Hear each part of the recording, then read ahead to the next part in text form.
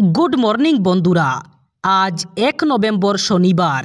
আজকের সকালের বরাক তথা সমগ্র আসামের গুরুত্বপূর্ণ খবরগুলি হলো, আজ 1 নভেম্বর থেকে রাজ্যে শুরু হয়েছে নতুন রেশন ব্যবস্থা। এবার থেকে রাজ্যের গ্রাহকরা রেশন কার্ডে 4টি সামগ্রী পাবেন। চালের সাথে সাথে ডাল, লবণ এবং চিনি পাবেন গ্রাহকরা। সেই সাথে প্রতি কেজি চিনি লাভ করবেন মাত্র 38 টাকায়। প্রতি কেজি মসুর ডাল লাভ করবেন মাত্র 69 টাকায়। তবে রেশন সংগ্রহের সময়ে বাধ্যতামূলকভাবে দিতে হবে ফিঙ্গারপ্রিন্ট। যারা ফিঙ্গারপ্রিন্ট দেবেন না তাদের নামে রেশন কার্ডে সামগ্রী বন্ধ হয়ে পড়বে। আজ থেকে রাজ্যের প্রতিটি রেশন দোকানে পাওয়া যাবে বিনামূল্যে চালের সাথে সাথে চিনি, ডাল এবং লবণ। তবে সাবধান, ফিঙ্গারপ্রিন্ট না দিলে কিন্তু বন্ধ হবে রেশন পাওয়া। এক মর্মান্তিক ও হৃদয় বিদারক ঘটনা ঘটল শ্রীভূমি জেলার নিলামবাজারে। পাওয়ার টিলার দুর্ঘটনায় প্রাণ গেল এক 6 বছরের শিশুর।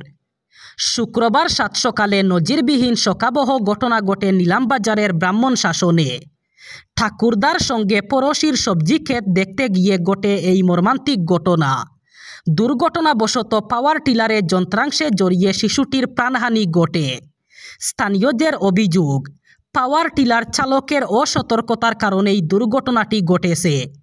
এই ঘটনার পর শোকের ছায়া নেমে এসেছে গোটা এলাকায়। উত্তরপ্রদেশের আলিগড়ে মন্দিরের দেওয়ালে লেখা হয়েছিল আই লাভ মোহাম্মদ। হিন্দু ধর্মাবলম্বীদের এলাকায় এমন গ্রাফিতি দেখা যেতেই এলাকায় ছড়ায় উত্তেজনা।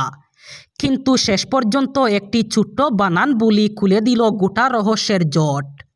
পুলিশ জানিয়েছে এই লেখার নেপথ্যে কোনো সাম্প্রদায়িক উস্কানি নয়, বরং জমি নিয়ে প্রতিশোধের চক্রান্তই ছিল মূল উদ্দেশ্য। গত সপ্তাহে আলিগড় জেলার 2টি গ্রামে ভগবানপুর এবং বুলাকিগড়ে মন্দিরের দেওয়ালে এই উস্কানিমূলক লেখা দেখা যায়। প্রথমে ধারণা করা হয় স্থানীয় মুসলিম যুবকরা ইচ্ছাকৃতভাবে এই লেখাটি করেছে।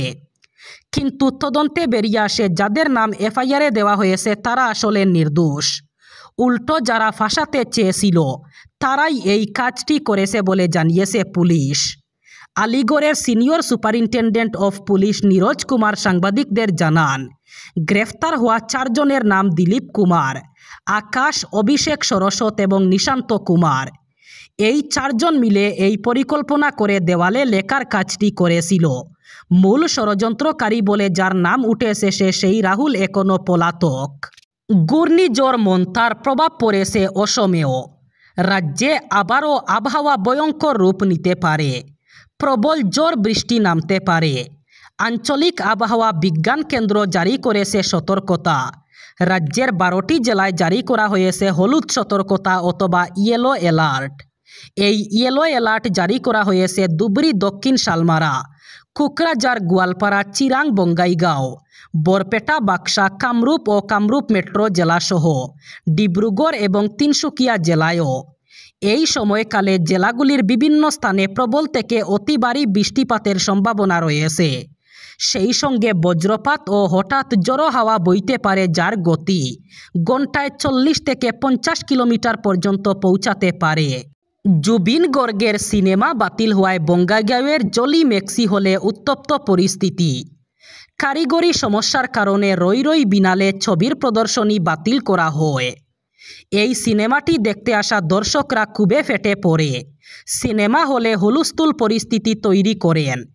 প্রাপ্ত তথ্য অনুযায়ী জলি ম্যাক্সে 2টি স্ক্রিন রয়েছে, কিন্তু তার মধ্যে একটি স্ক্রিন হঠাৎ করে বন্ধ হয়ে যায়। এই কারণেই উত্তেজনাপূর্ণ পরিস্থিতি সৃষ্টি হয়। গতকাল সকাল থেকেই রাজ্যের প্রায় প্রতিটি সিনেমা হলে জুবিন গর্গের স্বপ্নের ছবি রই রই বিনালে দেখতে দর্শকের ভিড় জমে। বিভিন্ন স্থানে প্রথম শো না দেখতে পেরে কান্নায় ভেঙে পড়া দর্শকদেরও দেখা গেছে হলের বাইরে। দেশব্যাপী ক্লাস 3 থেকে স্কুলের পাঠ্যক্রমে অন্তর্ভুক্ত হচ্ছে এআই অথবা আর্টিফিশিয়াল ইন্টেলিজেন্স। কৃত্রিম বুদ্ধিমত্তায় পড়ুয়াদের সরগরম করাতেই এহেন সিদ্ধান্ত নিয়েছে কেন্দ্র। শিক্ষা মন্ত্রক এক বিবৃতিতে জানিয়েছে, 2026-27 শিক্ষাবর্ষ থেকেই এই নতুন পাঠ্যক্রম চালু করা হবে।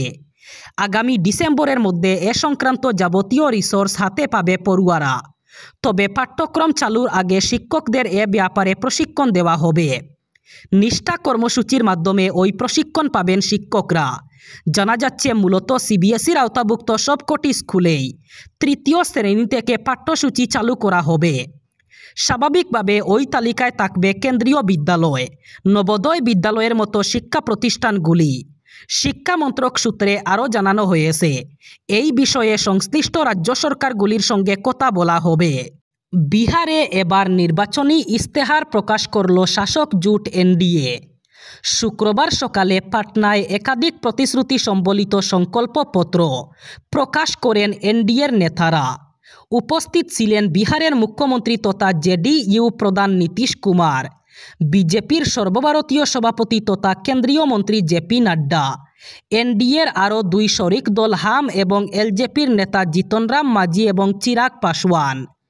অনেকেই মনে করছেন এবার বিহারের বিধানসভা নির্বাচনে কর্মসংস্থান সংক্রান্ত বিশেষ বড় প্রভাব ফেলতে পারে। ইতিমধ্যে ক্ষমতায় এলে রাজ্যের প্রতিটি পরিবারের একজনকে সরকারি চাকরির প্রতিশ্রুতি দিয়েছেন বিরোধী জোট মহাগঠবন্ধনের মুখ্যমন্ত্রী মুখ তেজস্বী যাদব। এনডিএর ইস্তেহারে বলা হয়েছে, তারা ক্ষমতায় এলে বিহারে 1 কোটি মানুষকে সরকারি চাকরি দেওয়া হবে। যুব সম্প্রদায়ের ভোটের কথা মাথায় রেখে ইস্তেহারে বলা হয়েছে, বিহারের প্রতিটি জেলায় একটি করে মেগা স্কিল সেন্টার তৈরি করা হবে। সেখানে যুব সম্প্রদায়কে প্রয়োজনীয় প্রশিক্ষণ দেওয়া হবে। নভেম্বর মাসে ব্যাংকের কোনো কাজ থাকলে আগে দেখে নিন ছুটির তালিকা, কারণ নভেম্বর মাসে দীর্ঘ কয়েকদিন বন্ধ থাকবে ব্যাংক। নভেম্বর মাসে 9-10 দিন বন্ধ থাকবে ব্যাংক পরিষেবা। তবে এই বন্ধের দিনগুলিতে ইন্টারনেট পরিষেবা সচল থাকবে। ইউপিআই ইন্টারনেট ব্যাংকিংয়ের মাধ্যমে গ্রাহকরা লেনদেন করতে পারবেন। জানা গেছে 1 November, 2 November, 5 November, 9 November, 11 November, 23 November, 25 November bank বন্ধ থাকবে। ফলে এর প্রভাব পড়তে পারে আপনার উপর।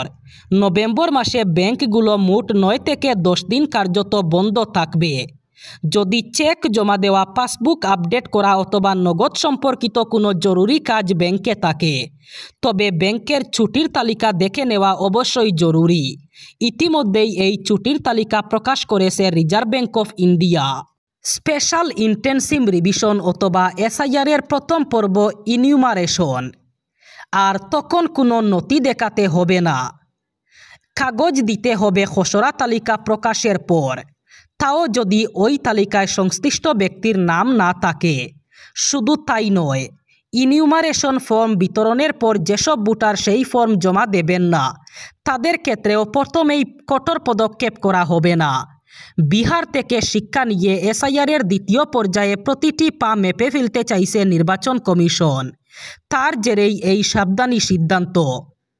গত সোমবার 12টি রাজ্যে এসআইআর ঘোষণা করেছে নির্বাচন কমিশন।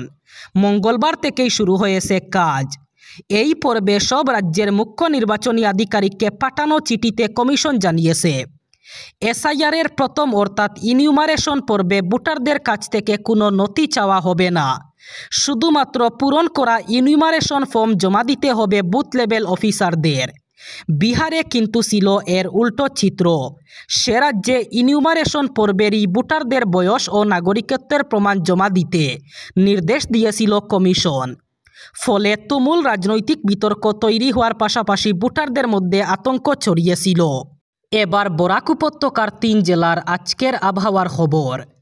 আজ 1 নভেম্বর শনিবার বরাক উপত্যকার 3 জেলায় মেঘলা আকাশ থাকার সম্ভাবনা।